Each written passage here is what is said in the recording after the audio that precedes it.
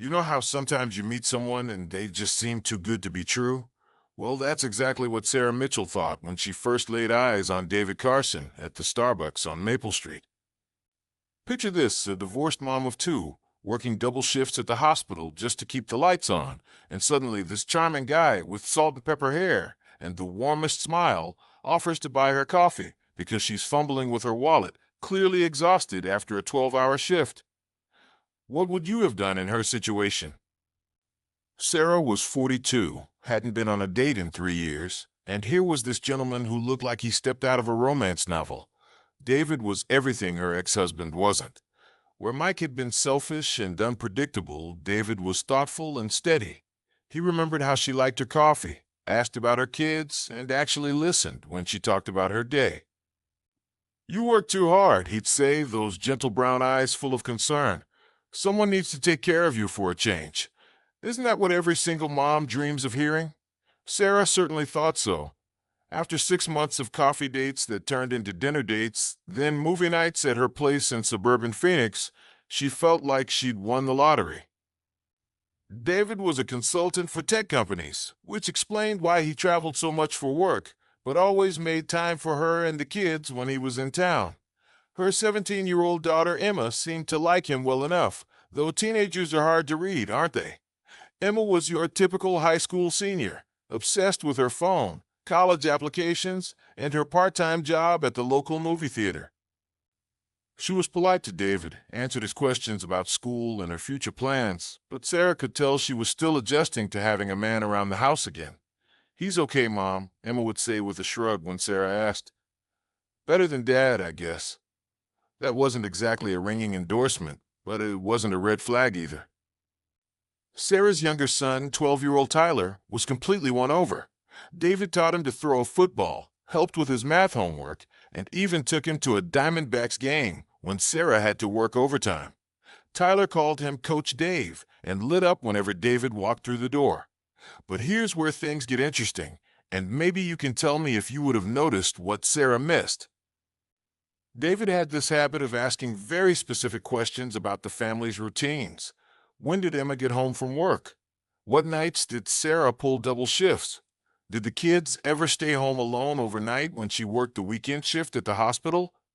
At the time, Sarah thought he was just being caring, maybe even protective. "I worry about you guys when I'm traveling," he'd say. "I like knowing you're all safe." Sweet, right? That's what Sarah thought. She even started giving him a spare key after they'd been dating for 8 months. "Just in case of emergencies," she explained to Emma, who rolled her eyes but didn't object. The thing about predators, and I'm getting ahead of myself here, but stay with me, is that they're incredibly patient. They build trust slowly, methodically, like a spider spinning a web. David had been weaving his for almost a year when everything fell apart on a cold Tuesday night in February. Sarah was working a double shift at Phoenix General, the kind of brutal Tuesday into Wednesday marathon that left her dead on her feet. Tyler was at his friend Jake's house for a sleepover, and Emma was supposed to be home by 10:30 after closing the theater. Sarah had texted her around 9. "Remember, doors locked. Call if you need anything. Love you." Emma had texted back a thumbs-up emoji. That was the last anyone heard from her. When Sarah dragged herself home at 7 the next morning, she expected to find Emma asleep in her room, probably with her phone charging on the nightstand and her work uniform thrown on the floor. Instead, she found an empty house. Emma's bed hadn't been slept in. Her car, a beat-up Honda Civic they'd bought together last summer, was gone from the driveway. Have you ever had that moment when your world just stops? When your brain can't quite process what you're seeing because it's too terrible to be real? That's where Sarah was when she stood in Emma's doorway, staring at the made bed, the homework spread out on the desk, the half-empty water bottle on the nightstand. She called Emma's phone. Straight to voicemail. She called the theater. Manager said Emma had left right on time, seemed normal, said goodnight to everyone. She called Emma's best friend Jess, her boyfriend Connor, even kids from school she barely knew. Nothing. No one had seen her, heard from her, or had any idea where she might be. That's when Sarah called the police, her hand shaking so badly she could barely dial. The officer who took the report was kind but matter-of-fact. 17-year-old girl, missing less than 12 hours, no signs of struggle, car missing too. Could be she just took off, he suggested gently. Kids that age, sometimes they need space. But Sarah knew her daughter. Emma was responsible, maybe too responsible for a 17-year-old. She worked 20 hours a week, maintained a 3.8 GPA, and had never missed curfew without calling. This wasn't some teenage rebellion. Something was wrong. David showed up at the house an hour after the police left, still in his suit from a business meeting in Tucson. I came as soon as I got your message, he said, wrapping Sarah in his arms as she dissolved into tears. We'll find her. I promise we'll find her. For the next 48 hours, David was everything Sarah needed him to be. He made phone calls, organized search parties with neighbors and Emma's friends, printed missing person flyers, and held Sarah together when she felt like falling apart. He took charge in a way that felt natural, like he'd been part of the family for years instead of months. But you know what they say about crises? They either bring people together or reveal who they really are. And David? Well, David was about to show his true colors in ways that would make Sarah question everything she thought she knew about the man she'd been planning to introduce to her parents next month. It started with small things that didn't quite add up. How did David know which of Emma's friends to call when Sarah had never given him their numbers? Why did he seem so calm, so organized, when Sarah could barely think straight? And why, when the police detective asked him about his whereabouts Tuesday night, did David hesitate just a beat too long before answering? I was in Tucson, he said finally. Business dinner with clients. Got back to my hotel around 11. The detective nodded and wrote it down, but Sarah caught something in his expression. Skepticism? Suspicion? She couldn't tell, but it planted a seed of doubt that began to grow in the sleepless hours that followed. 3 days after Emma disappeared, Sarah was going through her daughter's room for the 100th time, looking for any clue the police might have missed, when she found something that made her blood run cold. Hidden in the back of Emma's jewelry box, behind the cheap earrings and friendship bracelets, was a folded piece of paper with David's business card stapled to it. The note was in Emma's handwriting. Something's off about him. The way he looks at me when Mom's not watching. I think he's been in my room. The date on the note was from 2 weeks ago. What would you have done?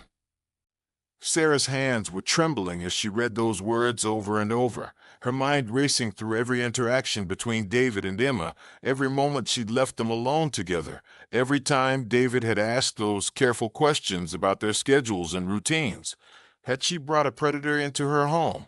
Had her quest for companionship and security put her own daughter in danger? And if so, where was Emma now? Can you imagine holding a piece of paper that completely shatters everything you believed about someone you trusted?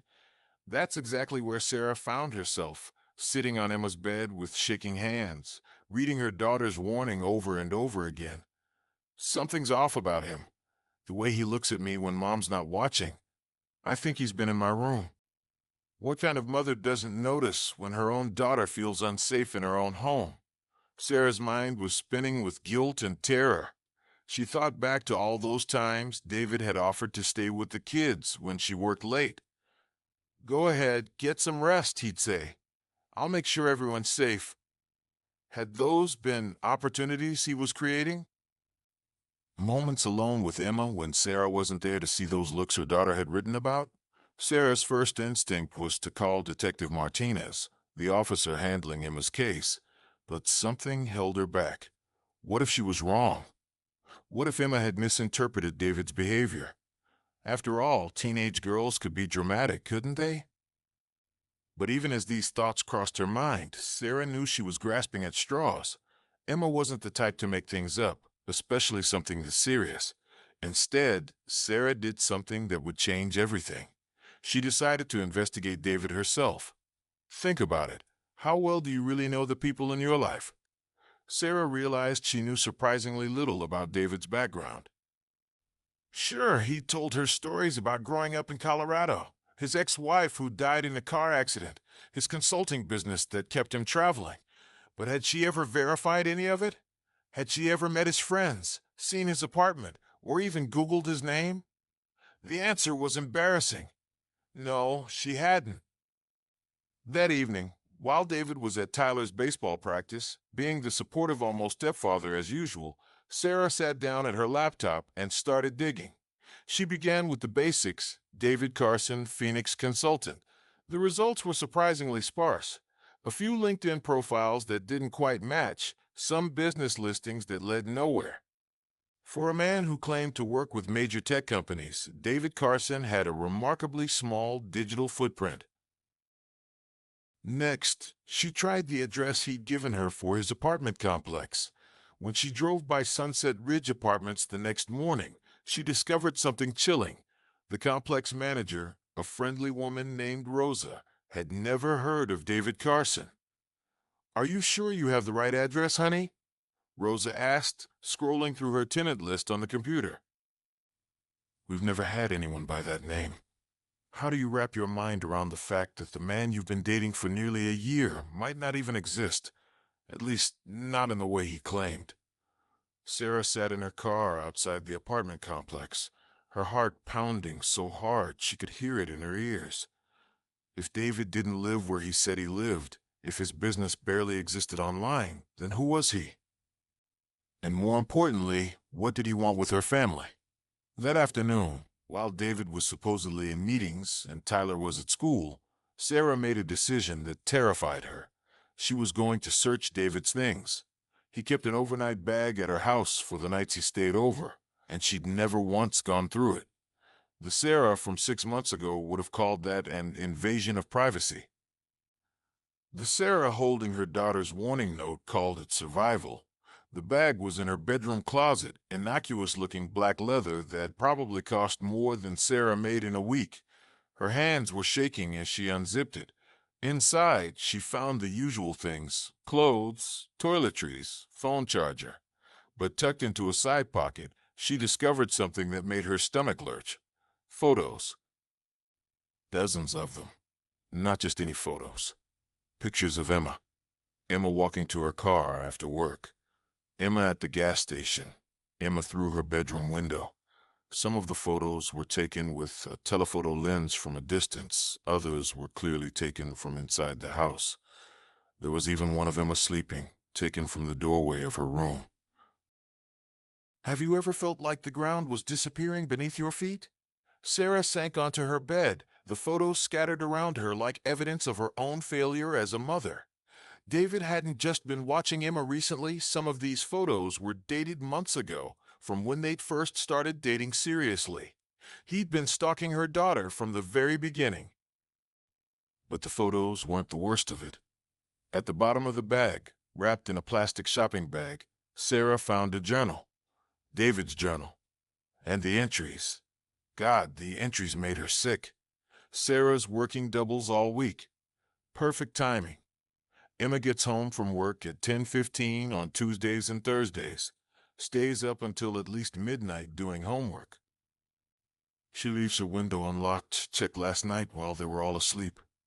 Emma's getting suspicious. Caught her looking at me weird when I asked about her schedule. Might need to move faster than planned. Sarah trusts me completely now. She gave me the alarm code yesterday.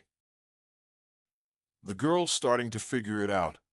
Found her room door locked when I went to check on her last night. Sarah was dead asleep after her shift. Time to make a decision.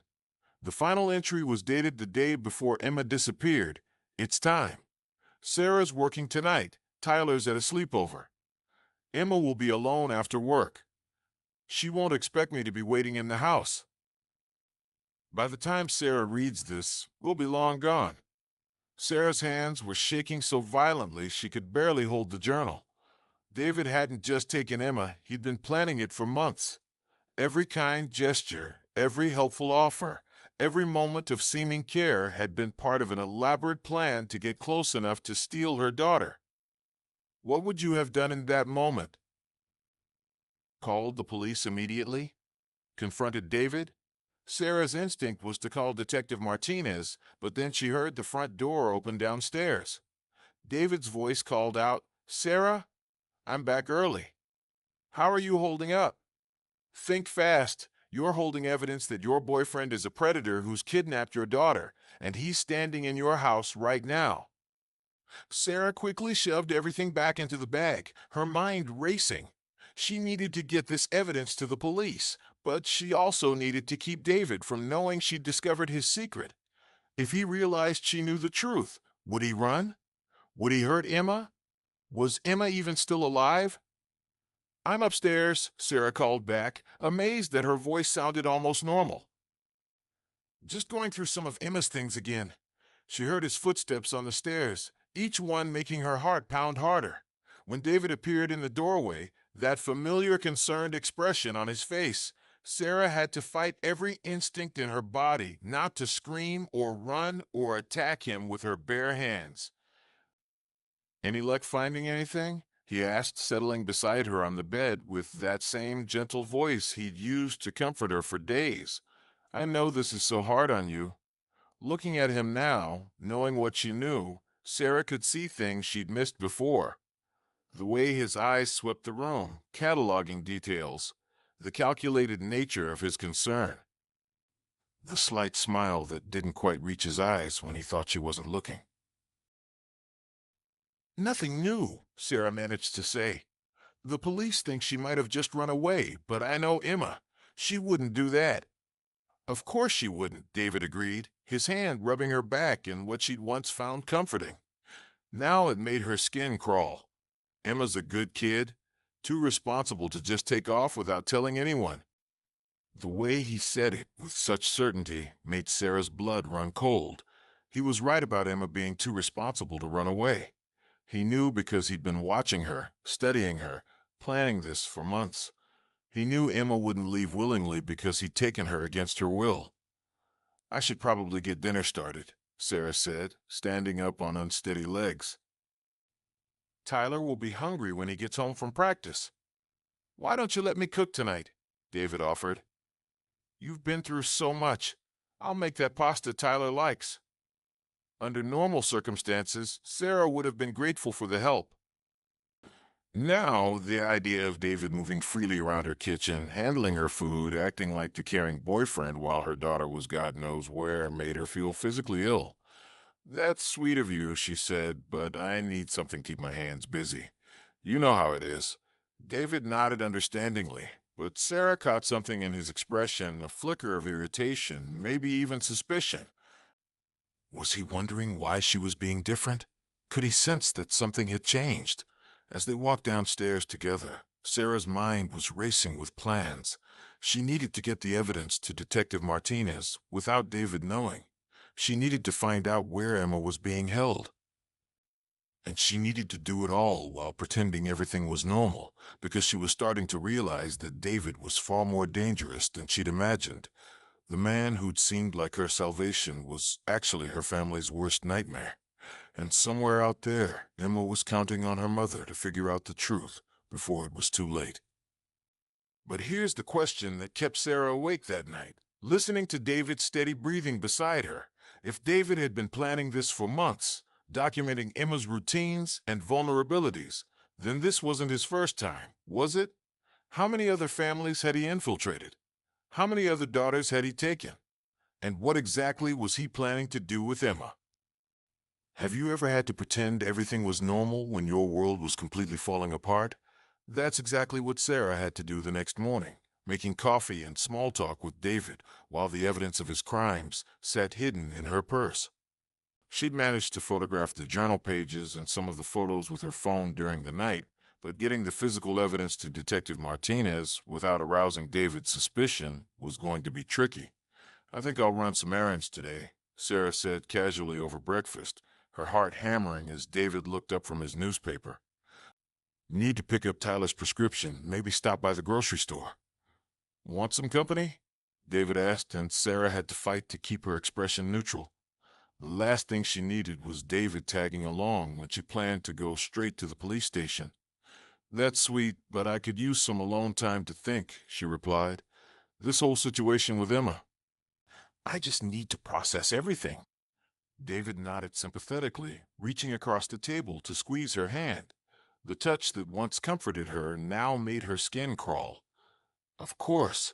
Take all the time you need. I'll be here when you get back." That's exactly what Sarah was afraid of. 20 minutes later, she was sitting across from Detective Martinez in the police station, watching his expression grow increasingly grim as he looked through the photos on her phone. When she showed him the journal entries, his jaw tightened visibly. "Mrs. Mitchell, I need you to listen to me very carefully," Detective Martinez said, leaning forward. "David Carson isn't just a predator, he's a serial predator. We've been tracking a pattern of missing teenage girls across 3 states, all daughters of single mothers who were dating men matching David's description." Sarah felt the room spin around her. "How many?" she whispered. 7 girls in the past 2 years. Different names, different appearances, but the same MO. He targets single mothers, builds trust over months, then disappears with their daughters." Detective Martinez paused, his expression grave. "Mrs. Mitchell, only 2 of those girls have been found alive." The implications hit Sarah like a physical blow. Her Emma might already be... No. She couldn't think like that. Emma was strong, smart, and she was still alive. She had to be. "We've been trying to track this guy for months," the detective continued. "He's careful, organized, and he never stays in one place long enough for us to catch him. But you've given us something we've never had before, real-time access to him." That's when Detective Martinez explained the plan, and Sarah realized her nightmare was far from over. They needed her to go back home and act normal while they set up surveillance. They needed David to believe everything was fine until they could locate Emma and the other missing girls. "We think he has a secure location where he keeps them," Detective Martinez explained. "Somewhere isolated, probably rented under a false name. The journal mentions the cabin several times. Does that mean anything to you?" Sarah racked her brain, trying to remember every conversation she'd had with David over the past year. Then it hit her. He mentioned having a quiet place where he goes to think when work gets stressful. Somewhere up north, near Flagstaff. "Said it belonged to a friend."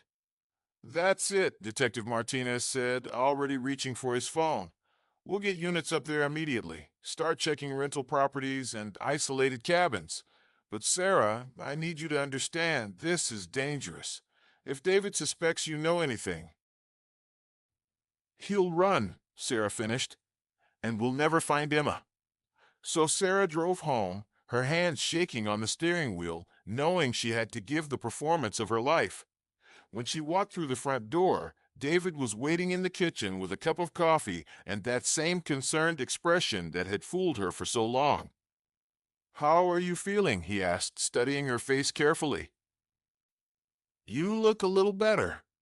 "The drive helped," Sarah lied. "Sometimes I just need to get out of the house, you know." For the next 6 hours, Sarah played the role of the devastated mother while David played the supportive boyfriend. They watched TV together, ordered takeout, and discussed the search efforts for Emma. All the while, Sarah knew that somewhere out there, her daughter was waiting for rescue, and the man sitting beside her on the couch was the monster who'd taken her. The breakthrough came at 11:30 that night. Detective Martinez called Sarah's cell phone while David was in the shower. "We found her," he said, and Sarah nearly collapsed with relief. "Emma's alive. She's weak and scared, but she's alive." "We found the cabin, an old hunting lodge about 40 miles north of Flagstaff. She was being held in a basement room with 2 other girls. Sarah had to bite her lip to keep from crying out loud. Emma was alive. Her baby was alive." "We're moving in to arrest David now," Detective Martinez continued. "Stay away from him until we get there. Lock yourself in a room if you have to."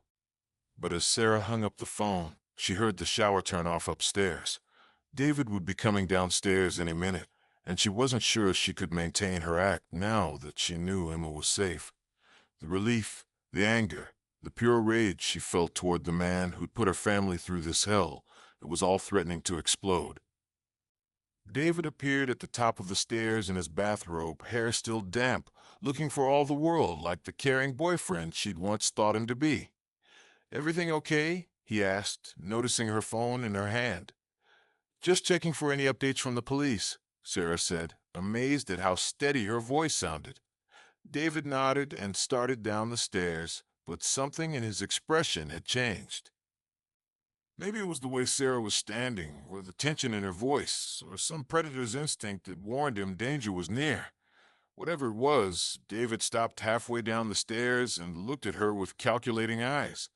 "You know," he said slowly, "it's funny how these things work out sometimes." "What do you mean?" Sarah asked, taking a step backward toward the kitchen. "Well, Emma's been gone for almost a week now, and the police don't seem to have any real leads. Makes a person wonder if maybe she's not coming back at all." The casual way he said it, the slight smile playing at the corners of his mouth, made Sarah's blood turn to ice. He knew. Somehow, he'd figured out that she'd discovered his secret. "David, what are you saying?" "I'm saying," David replied, continuing down the stairs with deliberate slowness, "that maybe it's time for you and Tyler to join Emma. I've got room for a whole family at my little retreat up north." That's when Sarah heard the most beautiful sound in the world, the screech of tires in her driveway and the slam of car doors. Through the front window, she could see the flashing red and blue lights of police cars surrounding her house. David saw them too. His expression shifted from calculated menace to pure panic in the space of a heartbeat. He turned to run back upstairs, probably planning to escape through a back window, but Sarah did something that surprised them both. She tackled him. All those months of working double shifts, lifting patients, running on adrenaline and coffee, it had made Sarah stronger than she'd realized. David went down hard on the stairs, and Sarah held on with everything she had until Detective Martinez and 3 other officers burst through the front door. "David Carson, you're under arrest," Detective Martinez announced as the officers pulled David to his feet and cuffed him, "for kidnapping, stalking, and a whole list of other charges we'll be discussing downtown." As they led David away, he looked back at Sarah with eyes full of rage. "You think you've won," he said, "but you'll never feel safe again. You'll always be looking over your shoulder, wondering if someone like me is watching your family." Sarah looked him straight in the eye and said something that felt like reclaiming her power. "Let me worry about my family. You need to worry about spending the rest of your life in prison." 3 hours later, Sarah was at Flagstaff Medical Center, holding Emma in her arms while her daughter cried and apologized for not telling her about David sooner. "I was scared you wouldn't believe me," Emma sobbed. "I was scared you'd choose him over me." "Baby," Sarah whispered, stroking Emma's hair, "I will always choose you. Always. I'm so sorry I didn't see what he was. I'm so sorry I put you in danger." Emma pulled back and looked at her mother with eyes that seemed older than her 17 years. "You didn't know, Mom. He was good at pretending. But we're okay now, right? We're safe?" Sarah nodded, holding her daughter close. "We're safe, and we're going to stay that way." The trial made national news 6 months later. David Carson, whose real name turned out to be Michael Stevens, was sentenced to life in prison without the possibility of parole. The other 2 girls found with Emma were reunited with their families, and the FBI used David's journal and other evidence to locate the remains of the girls who hadn't survived. Sarah and Emma both went to therapy, learned to trust again, and slowly rebuilt their sense of security. Tyler, who'd been staying with Sarah's sister during the worst of it, came home to a family that was stronger and more connected than ever. Sometimes people ask Sarah how she could have missed the signs, how she could have trusted someone so dangerous. But here's what Sarah learned. Monsters don't look like monsters. They look like the answer to your prayers, the solution to your problems, the person you've been waiting for your whole life. The real lesson? Trust your instincts, listen to your children, and remember that if someone seems too good to be true, they probably are. Sarah's story had a happy ending, but too many don't. Emma went on to graduate valedictorian and is now studying criminal psychology in college. She says she wants to help other families spot the warning signs Sarah missed, because sometimes the person who seems perfect is actually the most dangerous person you'll ever meet. Thank you for watching till the end. If you enjoyed this story, kindly do us a favor and subscribe to our channel. It is free and won't cost anything, but it means the world to us. We're just a small channel trying to grow. Thank you and see you in the next one.